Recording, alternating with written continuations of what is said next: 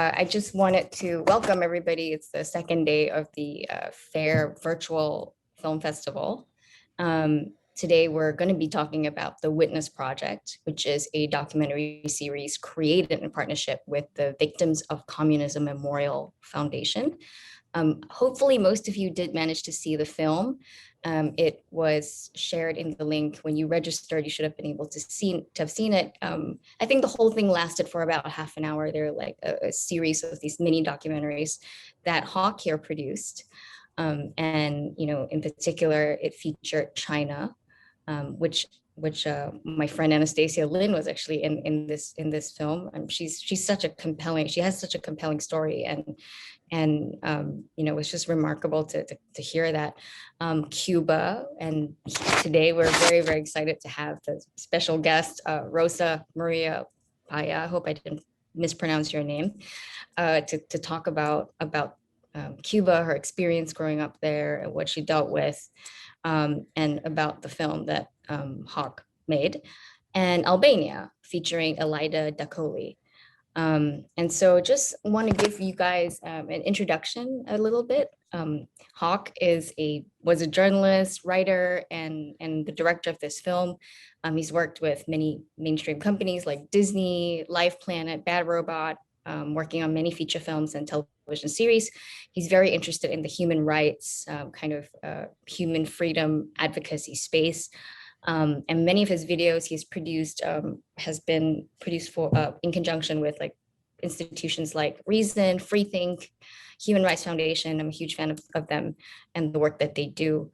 And Rosa is a Cuban activist who's fighting for freedom and human rights. She currently is the executive director of the Foundation for Pan-American Democracy, and is the coordinator of Cuba Decide, an international campaign that seeks to carry out a plebiscite in favor of the first free and multi-party elections in Cuba in 67 years. It's insane that Cuba has remained a one-party totalitarian state for this long. So we might as well just get started. I really wanted to kind of just jump in here. So Hawk, you picked 3 films today. I'm sure. How long is the series? Maybe like how many of these mini documentary series have you actually produced? Well, the Albanian it's yet to be released. That's actually the 9th episode of 12 that I've contracted to do, that I've been making since 2015. And so the Chinese, Anastasia Lin on China was episode 3, and then Rosa's was episode 4, and Albania's episode 9. And I thought these 3 worked particularly well together, so I put them together as their own standalone piece for the sake of this festival. So in kind of like thinking about where we are, at least in the Western context, at least in America, in terms of the political climate here, it seems like we have so much to learn from these stories, like Rosa's, like Anastasia's. So what do you think these 3 stories kind of informs us that we can draw parallels from? Well, it's an interesting question now that many years have passed since I've been working on this. I mean, I was initially approached by VOC, and they were like, well, we have these stories, these amazing stories, and we just can't get people to pay attention to them. And, would you consider taking it on?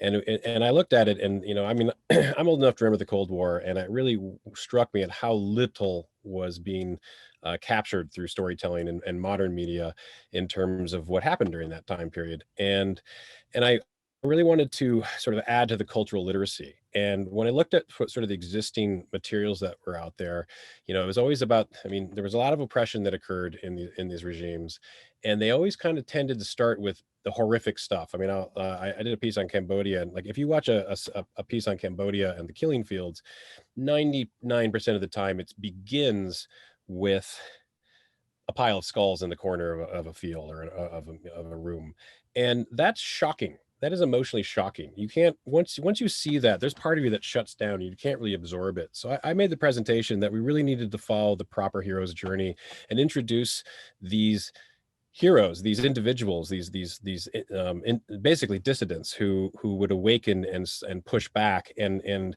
we needed to start with their ordinary world, get to know these people, fall in love with these people, and then go on their journey as they awaken to the situation and and got to it, because it's really not until about the fourth act where you would then discover the ordeal and the awful and the terrible. And I only give just enough. I don't overload stuff. I mean, Anastasia Lynn's particular fight is quite gruesome. I mean, this the Falun Gong.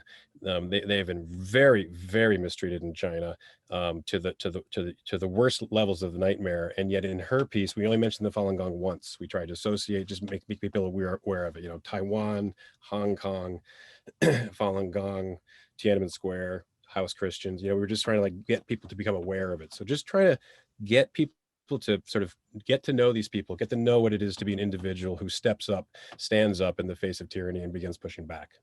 And so, and then building on that culture, and then building sort of a cultural literacy of that specific world. Okay, so well, Rosa is one such individual, right? So Rosa, just in case there's somebody out there that didn't actually watch, the film and is attending this Q&A, can you summarize a little for us what you went through in Cuba and what life is like now that you're living in America for you? Yes, thank you so much for that question, Melissa, and actually for providing this encounter. The film in particular is mainly about the life of my father, which is a leader of the Cuban opposition that was murdered in Cuba in 2012. Hawk and Victims of Communism Memorial Foundation provide me with the opportunity of telling his story. He dedicated his life to peacefully fight for human rights for Cubans. Actually, he led a very massive movement, very massive for Cuban standards. I'm talking about of tens of thousands of Cubans that were involved in an effort for using the rules of the system, even the rules of the totalitarian regime, try to change the system. Using the system against the system was something that was very difficult to find, but there was still some small holes that the Cuban citizens could use to try to open their way towards freedom, towards a democratic transition. The communist regime answered with violence, with repression, putting in jail the most part of the leaders of that movement, and a few years after, killing my father. And together with him, a dear friend of mine, Harold Cepero. Harold was actually my age when he was killed. He was 32 years old. That happened in 2012. And that's a very illustrative example of what could happen in Cuba when you dare to speak your mind, because at the end of the day, that's what we are talking about here.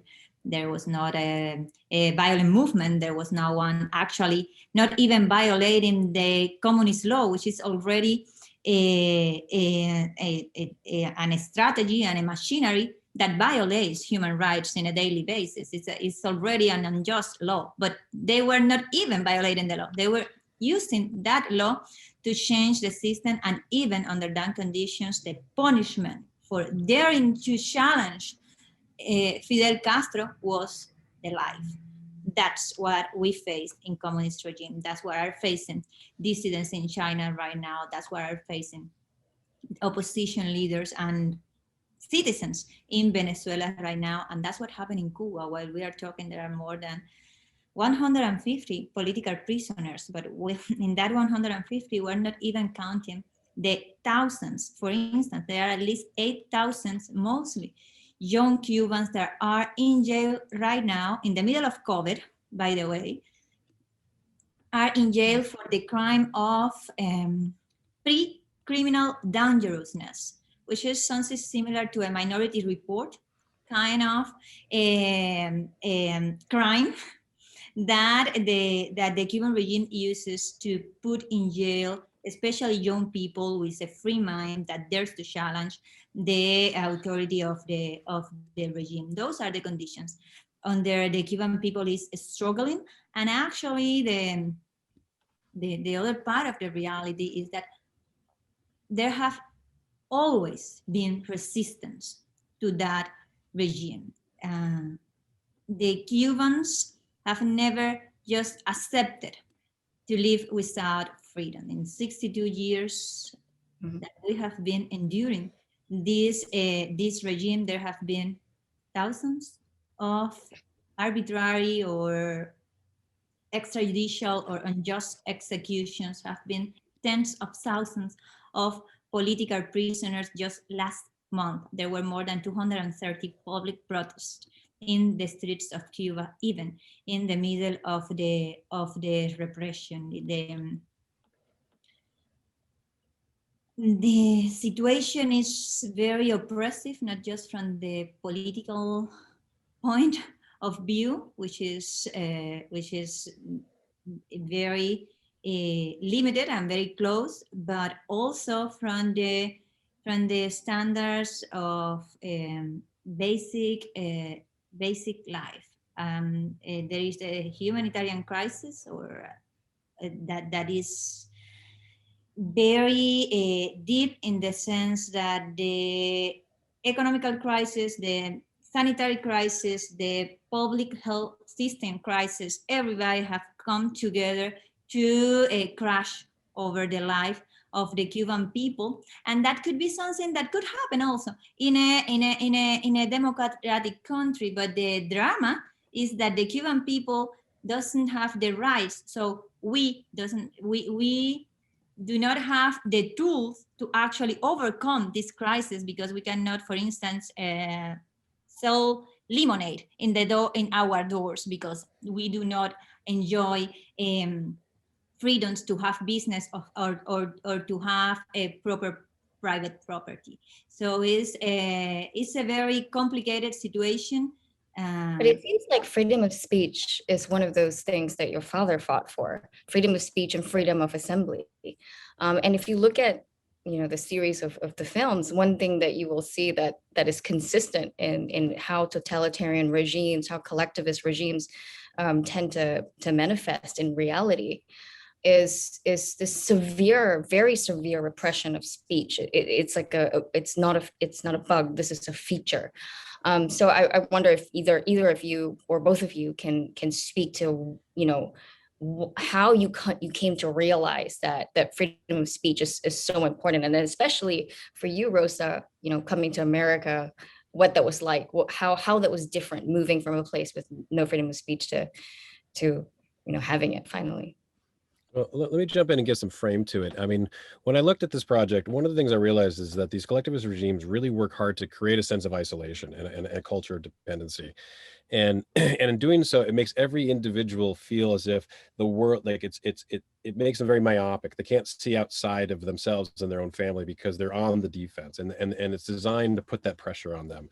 And what I wanted to do with the series was to show that the oppression, the type of oppression, transcended all the cultures, all the countries, all the languages. The playbook of the hard left was the same in all these places, but everyone experienced it. I mean, there's sort of a recurring theme of, it was like, well, no one suffered much as my family, or no one suffered as much as my country, or no one suffered as much as my country. And it's like, well, you all suffered to whatever degree that is, worthy of your own experience, but it was universal in that. And I was trying to figure out a way to bring them together. And you speak specifically about expression, and I think that there's there's an internal process of how a dissident awakens, the awakening of the individual, where there's sort of their ordinary world. If they're born to it, they're sort of, they're explaining this is how the world works, but there's this kind of crazy bureaucracy. And it's through careful study over time, they start to see, like, wait, they're telling me this, but I'm observing things that don't match with that.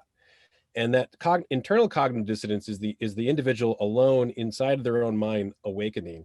But it's that moment of expression when you think it, but then you decide to say it out loud. That is the most dangerous moment to any authoritarian regime. If I pick on North Korea a little bit, if you look at all their propaganda, of all the propaganda of any of the former Soviet socialite states, is that it was all designed, like, when you hear someone complain, when you hear someone criticize, even if it's your mother or your brother or your sister or your friend or your child, report them right away, because I know that moment of expression, that idea in their mind is like a virus against them. They know that the power of ideas are so potent that just even expressing it out loud, it can be the beginning of the end, the beginning of a resistance, the beginning of a movement. So all the propaganda is designed to try and capture them at that moment. So, and then who you pick, I mean, if you express it to the wrong person, you could go to the re-education camps, you could be sent back to or, you know, have your reputation ruined, have your family pressured. I mean, and the routines over and over. And with the 3 episodes, if they haven't seen it, each episode sort of looks at the family pressure that once someone starts speaking up, the whole family tends to suffer. The first episode showed the tension that was put on the Anastasia's ability to earn. Rosa's, like, they were the family of dissidents, and when they assassinated her father, she had to sort of, the torch was passed to her. And with the Albanian one here, you had a rising talent, a passionate young individual whose father's own father was assassinated, and he was like, I do not want to have her expression and her passion crushed. And so he did everything he could to exude that. But there's this process of the expression, free, you know, the ability to think it, say it to a lot of people, which we take for granted with our First Amendment, is the absolute, that is the psychological front line of the battle, and why freedom of speech and freedom of expression is so important. Yeah, that's really well said. I fully agree with you. I myself grew up in a place with no freedom of expression, Singapore. But, you know, I mean, it got a lot of things right on the economic freedoms part, but it just no freedom of, not much freedom of expression, though not to the extent of many of these countries that you're talking about. Nobody goes to jail for that stuff. But Rosa, I want to ask you about your experience. So, you know, you immigrated to the United States. How has that been different for you? Do you feel this weight lifted off your shoulders? How do you feel life has changed for you? It's a very dramatic change, although I have to say that my personal experience is not exactly the experience of all for instance, all the persons of my generations in Cuba, because as Hawk just mentioned, I was born in a family of dissidents. My mother and my father were already speaking their minds before I was born. So for me, my experience was kind of exceptional and privileged, in the sense that I had the opportunity of having a family that support me and my brothers in speaking our own mind, defending our own opinions, even when that could and that actually had consequences for my family. The reality of my friends in the school was that even when they want or they try to do the same in their homes, they had parents who said, do not repeat at the school what you listen in your house. And that's completely out of fear. And that's the sin with the cultures of fears that are, at the end of the day, these totalitarian, what these totalitarian regimes promote. My father used to say the culture of fear is actually a culture of simulation. And that's very dramatic, because it actually breaks the tissue of the society, when all the relations stop being spontaneous and genuine, to be crossed by this by this prisma of fear and simulation. And you cannot trust when you ask people for their opinion, that they are actually telling you what they think. But after a while saying what you don't think, you start after a while living in that kind of a contradiction. Well, you get confused because you don't remember anymore what you were thinking and what you were sure of. And of course that have dramatic impact at the level of the society. But having said so, at the same time, what we see, what we experience, even in the midst of a totalitarian regime as the Cuban regime, is that the human being is looking for that freedom, is searching for that freedom. Even when you do not realize that you're looking for freedom, you are looking for freedom. And that's something that the totalitarian minds are very aware of. That's why they have an existential crusade against freedom of speech, because that moment of awakening that is finally manifested by the expression is in a totalitarian society is the moment of the personal liberation, and that personal liberation is key, it's fundamental. You're not going to have a free country if an amount of its citizens do not pass by that process, and the totalitarians knows that very well. That's why they need to crush those brave people that dare to pass by that process before the rest of their family, before the rest of the society. And that's also why it's so important that internationally the voices of the free world be rising in favor and in support of those that are struggling in totalitarian regimes. I just wanted to tell everyone, so if you have any questions for the panelists, to just put those questions in the chat. I do actually see a really good question already that was asked by Michael Winkler. He actually asks, and I guess it can be addressed to either of you, what similarities and differences do you see between communist regimes and movements and the identity politics movement here in the United States? Yeah.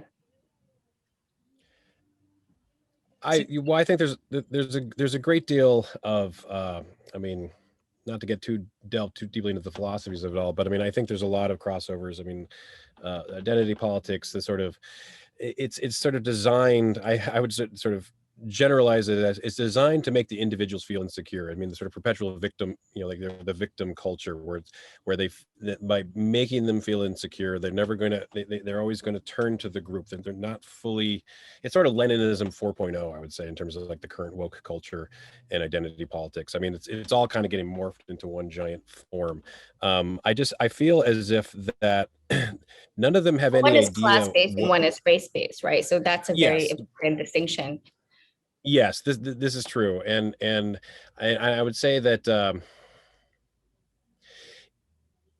rather than looking at the successes of what our cultures have attained, there is a emphasis on all the negative and all. I mean, life is difficult, and our cultures and our attempts and structures have made an attempts to come out a great deal of a great distance from what it once was.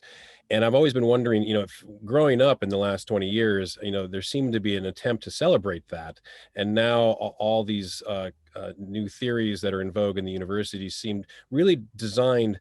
I mean, the presentation sort of is like, our intent is pure, but it seems to come from a place of insecurity or a place of divisiveness, trying to divide the institutions so that they can be dismantled.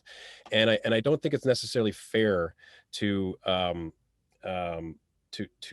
just cast it out. It's sort of like, we're gonna like the burning the whole thing down. I think trying to find where things worked, where the commonalities were, where judging someone on the content of the character rather than the color of their skin, where did that message go? That sort of just disappeared in the course of this last decade, and I'd like to see that brought forward again. The emphasis on it, I think, sort of is indicative of the ways that the hard left, at least in terms of these communist regimes, always were looking for ways to exploit the marginalized parts of society. Now, our society does have marginalized groups, and we do need to address that, and it's an important issue, and we're working on it. I would say, as a people, and as a culture, and as a nation, and as a world full of carrying denizens. But I do think that the emphasis on the negative is not helpful, and is generally designed to bring about the revolution for the change that they're looking for in terms of the standard communist revolution momentums of what I would consider, Leninism 4.0 that we're facing right now. Rosa, what do you see any, how would you compare communist regimes and say like the far left identitarian kind of woke kind of politics that has been sweeping many of the Western democracies?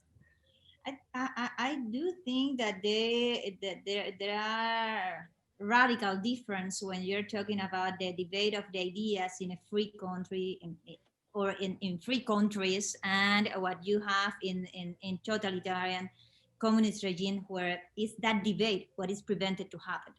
And having said so, I can see the the the danger of some narrative trying to impose as a moral imperative, and actually preventing that debate to take place even in free societies. From a very far perspective, which is my perspective, that those kind of traps are the ones that we should be very vigilant of, not to try or um, not to be confused by narrative that are just other people's opinions and are great, but that those opinions are there to be also confronted, to be discussed, and that searching from the truth is something that should be open for all the opinions and anyone that want actually to be part of that debate. That's actually what never take place in communist regimes, and that's what we should be fighting for preserve. Yeah. Well, one of the things that at least I've seen that is very common between the two, it seems, is, FAIR, which stands for the Foundation Against Intolerance and Racism, and is really meant to counter all forms of this, intolerance in general and racism in whatever direction, in all directions. And what we're starting to see in some of these schools, K to 12 in America, is this phenomenon where children, we're talking about children between the ages of 7 to 16, who are told, to police each other, to report on each other's speech. If you see, somebody using a microaggression or something, to tell on that person, and trying to enforce certain, ideas like, okay, if you are a student with a certain ancestry, you have to identify with this racial affinity group. If you're an oppressor versus the oppressed, you can't say certain things, and if somebody does, then report on them. And children are asked to basically reflect this kind of snitch-like behavior, creating a very low trust environment. And I think that's something that I mean, it's again not on the same scale, but you start to see the seeds of something like that being sown, at least in K to 12, and this is where I guess it's very worrying when you start seeing, as Hawk was saying, about features of, what are consistent features of totalitarian collectivist regimes, and what is happening today in American schools. Can society here morph into something that looks slowly coming down the path of what Rosa has experienced? Hawk, if you have anything. Yeah, it's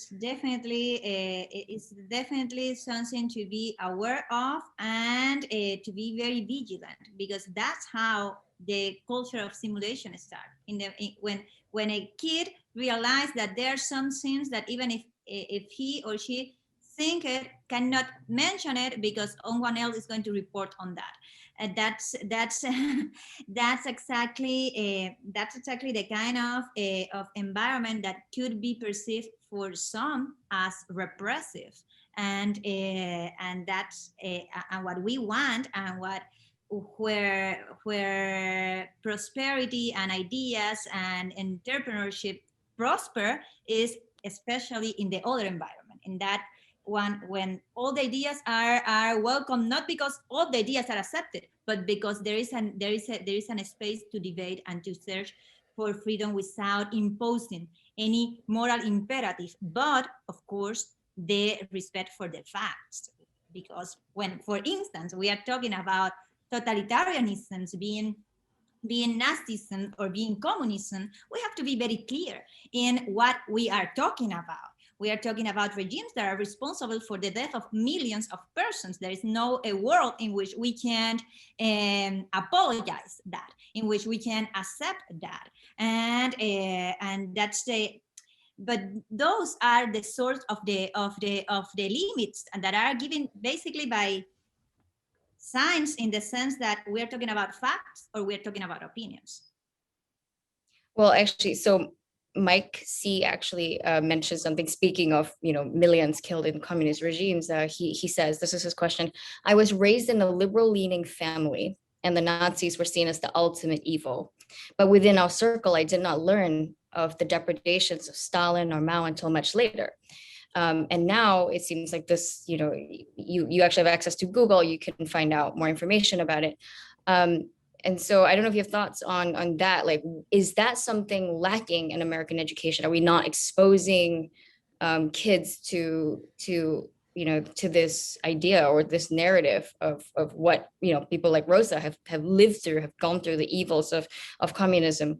And then the second question is, what are your thoughts about the possibility of totalitarianism made even worse by technology? Well, I'll speak to the first question initially.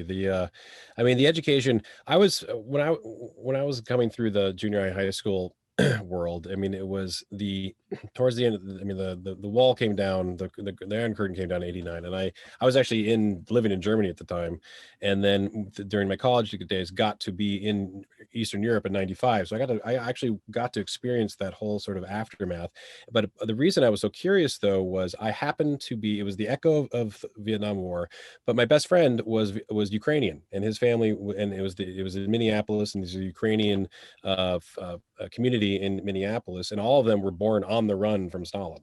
And so I just happened to have this very broad thing where, like, if the pendulum swings too right, you got Nazis. If it goes too far left, you've got the Soviets, and you got to be careful of that. And I just happened to get exposed to that, and I thought that was a standard education. Turns out it was not.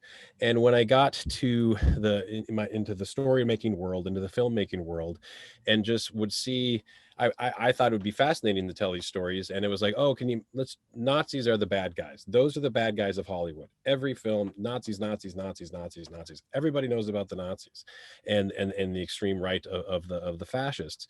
And there was just so little on the left. And I thought that was odd. And I would start pitching these things out to people. It's like, no, we don't want to go there. And even with this series, where I'll have people like, oh, that was an amazing. Where do you think that resistance is coming from, though? I'm just curious. Where does that come from? I mean, I think it's that there's a tenuous relationship between what I would sort of say the traditional liberals of the Western society, and then you have sort of into sort of the democratic socialist, and then on to the spectrum of sort of socialism, on down to harder socialism, all the way down to the communism. And there's sort of a tendency to not want to discuss it because that might bring a bad flavor to the current liberal views in the current politics. And I think that's unfortunate, because I think there's a very distinct difference between those. I think that when the pendulum goes too far left, there's clear, obvious moments where it's gone too far. And that most history, and this actually answers this question specifically, where most of the world's cultures' views towards history is, why do you want to remember the past? That's what most cultures feel about it. Why remember the past? When it comes to Germany, when it comes to the Holocaust, when it comes to the fascist Germans and the Nazis, the National Socialists, the Jewish people are very good at writing down stories. They're very good at writing the stories, sharing the stories, celebrating the stories, making sure the wisdom passes along so no one forgets. So they wrote it all down. The Germans were very, very efficient people in general, and including the war machine. They wrote everything down. So it's one of those rare instances in which we had total historical primary source records of both sides. So for historians and filmmakers and documentarians, it's much easier to tell that. Whilst the Stalinists, whilst the Soviet Union, they learned, oh, don't do that. You want to erase people. You have the Holodomor, like the Ukrainians. 6 to 10 million people. They just shut off the food supply, let them all starve to death over a 2 to 3 year period, took over. And these were there was a specific group of Ukrainians who were strong-minded, and then just have them erase them from history. They just don't exist. I mean, they're still, the Ukrainians are still trying to fight to get that acknowledged, but there's no written history of it. There's no official history of it. And it becomes difficult. Our written world makes it difficult to capture that, which is why I try and focus on these sort of stories in the shadows. And it applies very much to Rosa's father, for instance. I mean, if you were to look up Oswaldo Paya, you will see the first things you'll probably read in the official entries is that he was killed in an accident. And that's a great example of the way these regimes try and sort of use their bureaucratic magic to paperwork people out of existence. I mean, if you watch the film, you see clearly there was an organized system to keep her family, Rosa and her family, from getting to him in time.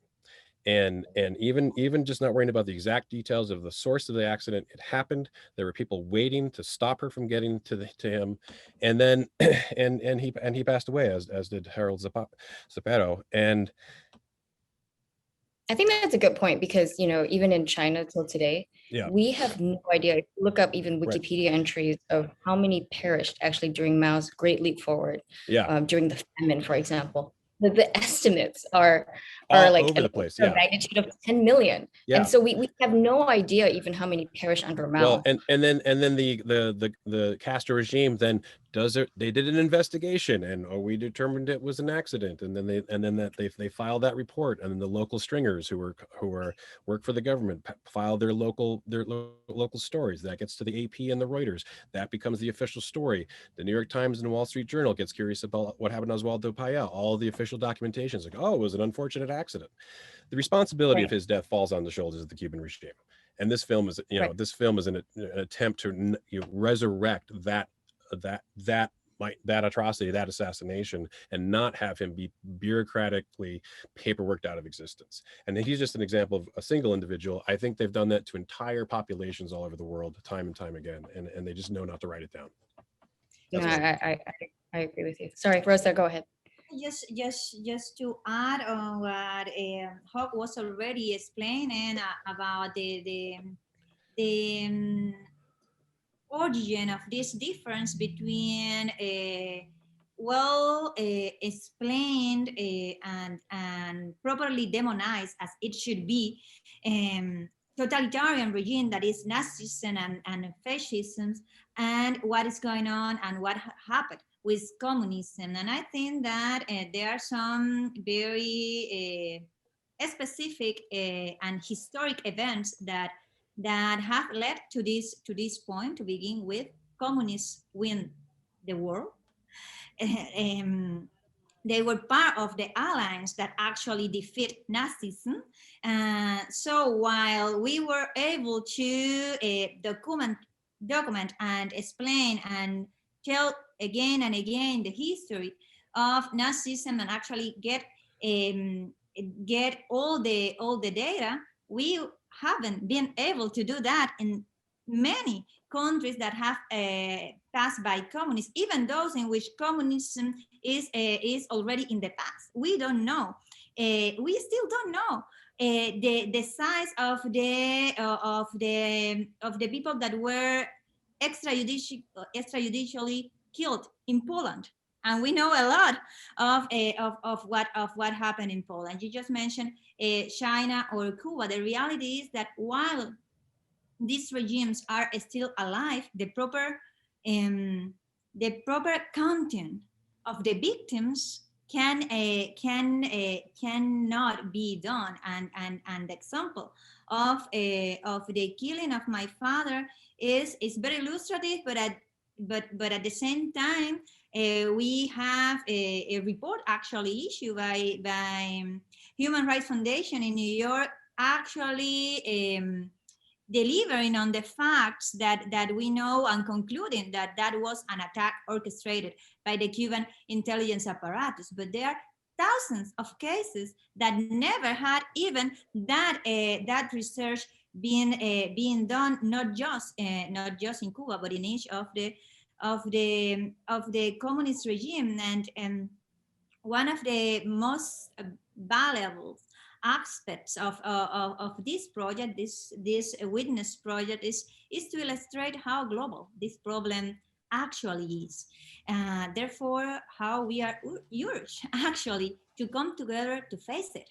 And talk about that is a very important step, but the call to action is also to act in the direction of actually overcoming this kind of regimes that, by the way, they are not limited to the countries in which they are imposed. They are always in expansion. Actually, that's related to the next question that I have for you guys. So this is about, actually it's very current. Governor Ron DeSantis, the governor of Florida, signed a civics education bill in Florida today. And basically it is an instruction for educators to include sort of stories and narratives about communist and totalitarian governments. DeSantis said that students actually need to be taught that communism and totalitarianism is evil. In particular, he quoted Cuba. He said, "Why would someone flee across shark-infested waters, say leaving from Cuba to come to southern Florida? Why would someone leave a place like Vietnam? Why would people leave these countries and risk their life to be able to come here?" It's important that students understand that. And so, FAIR is very involved in K-12 education, pushing back on this and highlighting, organizing parents to fight against, certain narratives being taught in school.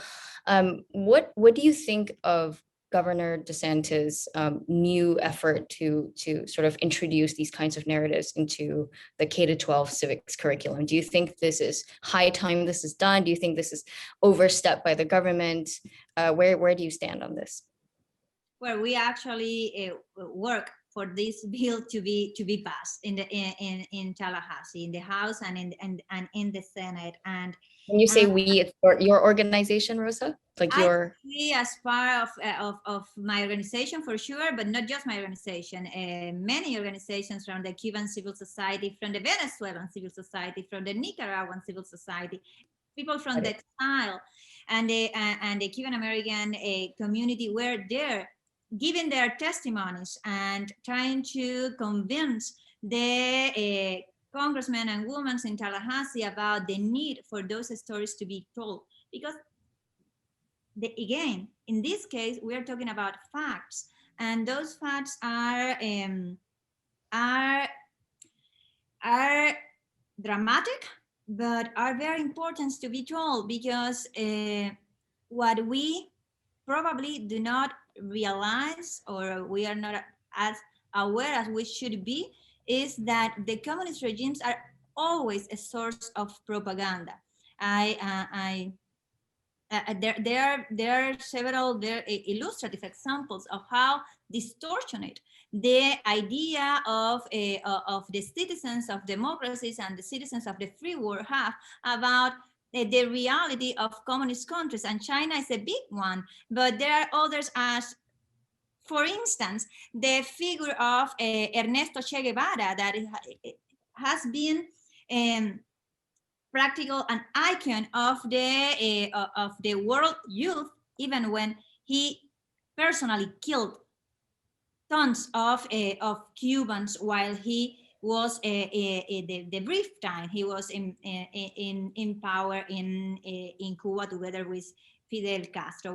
Well, that propaganda made a hero from a killer. And that kind of needs to be challenged, needs to be discovered, and that's something that we have to fight for, because those processes does not happen spontaneously. As we just said, communists won the world, so we need to make a very active effort for telling the truth, because these regimes are making a very aggressive effort for hiding in that truth. So, but Hawk, maybe your films, The Witness Project, might be shown in Florida civics classes. I mean, what do you think about that? Yeah, I mean that's very much what I'm hoping. I mean, the series is designed. If you watch them in order, it's sort of a deliberate sort of attempt to create a cultural literacy as to understanding what it is to live under these regimes, what it is to experience this type of oppression, and what it is to have, what it is to be an individual that is not allowed to express itself, and how that feels, and how that and with these particular 3 episodes for that we watched in this festival, of like what it does to the family and the type of pressures you experience, and how isolating it feels. And I mean, I happen to have a this is a one of the when I first was working on this, I there was 2 sort of paradoxical truths that I noticed were main themes, and I wrote this 5 years ago, and it just speaks to the current situation right now, that that one, under a collectivist regime, the key mechanics by which the government and or societies creates individual dependency and isolation is the silencing of dissent and the promotion of a culture of intolerance. And 2, that such dependency, isolation, and intolerance necessarily begets dissidents, individuals who are compelled to resist dehumanization as they see the reality of the regime or the society they refuse to be silenced in their criticism and activism against that collectivist tyranny. And with the advent, and I just find that to sort of describe what's going on right now, where people are experiencing cancel culture. I mean, this the shaming, the shunning, the silencing of anyone saying anything different, that you must comply. And there was an initial in this past year, especially with the added benefit of the lockdowns, removing our civil liberties, and confusion as to exactly why are we doing this, and is this really the best policy possible. But if anyone asked any questions, it got shut down, reinforcing it with an already divisive number of years politically, and the cancel culture, and the eye of Sauron of the internet just ready to jump on you. People had an initial, whoa. I mean, there was sort of there's been a great gasp. This sort of the individual spirit has stepped back. But now in the last, I would say, 6 months, and I see it more and more, I see the awakening of individuals and dissidents and people questioning, wait a minute, things are not what they appear to be. The presentations of all these theories, of all the way these institutions are claiming society is this horrible thing. It's like, no, I mean, we've got our problems, but it's not this extreme. And that sort of cognitive dissonance is coming to the surface. So I see this grand awakening of individuals and dissidents, and I think and then having this type of material, having the Witness Project, something people can watch. Everyone who's watched this, I mean, people who grew up in the former Soviet satellite states, they watch this, like, this is the first thing I've ever seen that spoke to my experience. The young pioneer experience, having my individuality crushed, having the Stasi come along and inform and intimidate us into silence, and just having this material for people to watch, relate to, watch over and over again. There was an episode about Cambodia, a fellow named Nal Ohm, who escaped the Khmer Rouge and actually testified in Oslo about the killing fields going on. He actually brought that to the world's attention. His granddaughter was about 6 when it came out. She watched it over and over and over again, saying, I got to save grandpa. I got to save grandpa. And I mean, that just thrills me, because then that is the wisdom, that is the tradition of the oral storytelling being passed from one generation to another. There was the emotional experience, the angst, the sorrow, the fear, but also the triumph, and then the knowledge base. And you bring that emotionality and you bring that knowledge together, and that becomes the wisdom. And it's the storytelling, it's the oral storytelling that passes along. And with the modern technology, yes, we're concerned about the world of Google and whatnot, censoring, and all the big tech industries trying to do whatever it is they're doing right now. I won't go too deeply into that. However, anyone and everyone can now record their story, the oral storytelling, pass that along. It's as important as ever. And I'm just proud to be a steward of story, and a steward of Rosa's story and her family, as well as Alita Tocoli and Anastasia Lynn and everybody in the Witness Project, where I've helped them give a succinct version of their story, so that more people who have had similar experiences all around the world can be inspired to perhaps speak up and share that story with their own family and with those around them. And that's how we have to push back. We have to communicate, we have to express. And if these narratives are, pumped into, or at least, put alongside others in civics classes, at least we expose the American population. Do you think a lot of, Brad actually asked this question.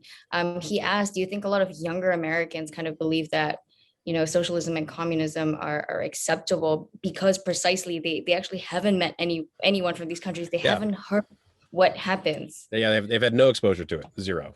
All they've had is a It's you an know the emotion go ahead, Rosa. to the romanticized Yes. history that actually never happened, and that have distorted completely the picture that the young generations in America has, and of course talking in general terms about what is going on, for instance, in Cuba or in China or in Vietnam. Yeah. I mean, to be honest, I didn't even know what you were mentioning about the recent arrests that are taking place in Cuba. When you are in America and you're not focused on that news, it's like nothing comes out from there, or the government is fudging things, and it's in very repressive societies, information is not really free flowing either. And so until you mentioned it, I didn't even know that these things were still going on. Exactly. We're talking about a country in which there is no freedom of press, where journalists are being imprisoned, where the foreign press is also under threat, because in the moment that they, for instance, start to talk about what is going on with dissident, what is going on with artistic movement, what is going on with the massive incarcerations of young people that just think different, in that moment they're going to be expelled from the country. Yeah. That's the reality in a totalitarian regime, and that's why it's so difficult to put the word out there of what is going on, and so little is actually narrated by the international press. And when it gets to the international press, it usually gets through or after being censored by the Cuban regime, which, by the way, has the machinery to allocate its own propaganda on the mainstream media in America and in the world. So many times when we see, even from trustable international media, is the version that the Cuban regime wants you to know. Right. Okay, so the last question is asked by Johnson. He says, while we have legal freedom of speech in the United States, some segments in US culture want to operate without this freedom and instead want to cancel. Hawk talked about it, want to cancel anyone whose speech is not considered favorable by getting them fired, destroying their reputation, withdrawing business contracts, etc. How do you recommend pushing back against this cultural trend, against cancel culture? And how would you articulate an alternative approach to someone who advocates for cancel culture? This is very current now. Everyone's talking about this problem.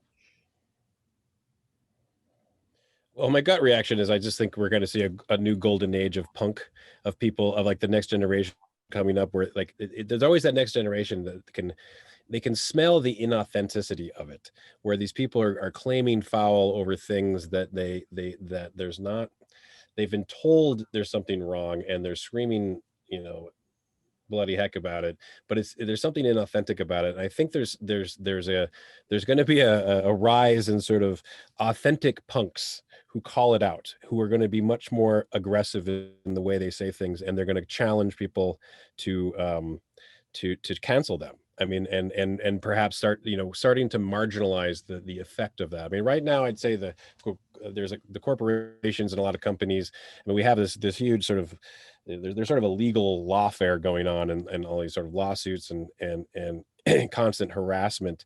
But I think my hope is, I guess, my idealistic hope is that there'll be a style of pushback, a type of social pushback, that people can start building confidence around, because no one knows what's going on right now. I think we're facing one of the great insecure moments of the entire human existence, because the internet has changed everything. Nobody it's so huge. No one individual, it broke down all the barriers between nations, between individuals, between communities. Used to be people who understood their community, their world, everything like that. That's all gone. And we're readjusting to that loss. What exactly that looks like, I'm not sure yet, but I've just sort of kind of fall back on this new punk movement coming through, in terms of people speaking their minds, and then a new type of confidence that will come with that. And eventually I hope that integrates into the corporate culture, the company culture. People learn that they're a new type of confidence, so that they can actually stand up for themselves and not cower out of fear because everyone feels so insecure. And I think authentic individuals speaking up will ring louder than this inauthentic cancel culture. It's my off the cuff So response. basically what you're saying is for more Rosa Payas of cancel culture who can push back, right? We need Rosa to push back. Like sort of like if people say bring it, I mean, that people love confidence, and if someone's like, hey, can't, people are like, I'm going to cancel, you're like, all right, fine, let's do it. If I mean, like I mean, maybe an example is like Joe Rogan, where there's a guy who, depending on what you feel about him, he's just a guy who decided that 3-hour conversations would be a very good way to entertain, inform, and change things. And he created such an enormous following and loyal. So I mean, basically helped change the entire face of communication with the explosion of podcasts. I mean, he's part of that wave, and it's unstoppable. I mean, I feel, and it's changed the way things have. And he can't be canceled. He's so large. And I think if people and everybody now can be their own studios, we all have 4K phones in our pockets. We all have these studios. At any moment, you can record a world-class, top production value message and put it out to the world. And the more, I think these next generations are going to be so confident in themselves with the ability to do that. Like Twitter kind of showed up and like, oh my God, there's a world dialogue out there and it's terrifying, really. And a lot of people are experimenting with it, and people were flippant with it, and they're paying for it now. I think that the savviness of the generations that'll follow will just be something that we're only just now starting to comprehend, having grown up with it. Rosa, what's your advice for anyone who's living in an American context, feels some sort of repression because of cancel culture? What is your advice to someone trying to fight against that? I think it comes down to human rights. At the at the end of the day, no one has the right to impose their he or her opinion over mine, or to make me live under some source of rules that I just do not believe in. And in America, there are still the tools to confront that and to win that battle against whatever it is against freedom. Whatever it is against the normal and spontaneous and authentic development of the human being. So I'm always optimistic about the debate of the ideas. I don't want to eliminate or to repress any of the ideas, but it has to be very clear that no one is going to have the power to eliminate, repress, or cancel or silence those opinions that they disagree with. And that's something that I really share. The hopes of hope, but that's something that needs to be said once and again, because some narratives are pretending to be imposed as the only truth. And it's possible that some of our kids and some of the citizens of this country haven't been exposed enough to all the ideas and to the idea that they are entitled to have their own opinions, even when those opinions could be seen as contrary to what the mainstream is trying to impose. So the invitation is just to live according to what you think. That's wonderful. It's very well said. And I really want to thank both of you for spending the time this past hour with us and talk to everybody. It's a wonderful film. I actually really hope that this gets shown in civics classes, insofar as FAIR might be able to make some connections with school board. I mean, that would be great if that's possible. Just as narratives, right? The more narratives out there, the better. So thank you both for your time. I just want to remind everybody that the film festival actually continues for 2 more days. On tomorrow, which is June 24th, Thursday, we do have a film called Better Left Unsaid, and the Q&A will be with the producer Desh Amila and the director Kurt Jamugal. And on Friday, June 25th, the film that we'll be going through is The Woke Reformation with Travis Brown. This one features all your favorites, Douglas Murray, Peter Boghossian. So that will be another session that will take place at exactly the same time on both days. So, if you register, you'll get the link. You can watch the films and join us.